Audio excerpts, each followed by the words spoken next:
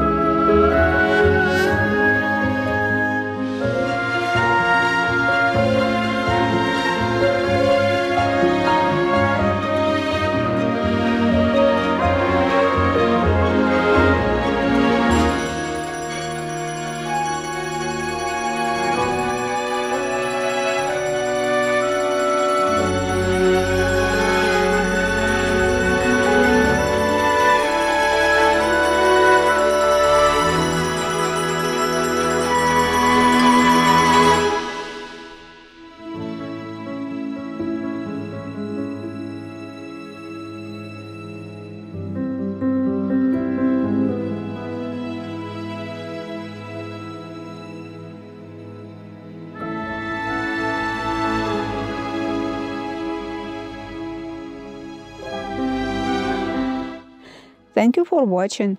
Let me know in the comment section below which book would you like to flip through in the next edition.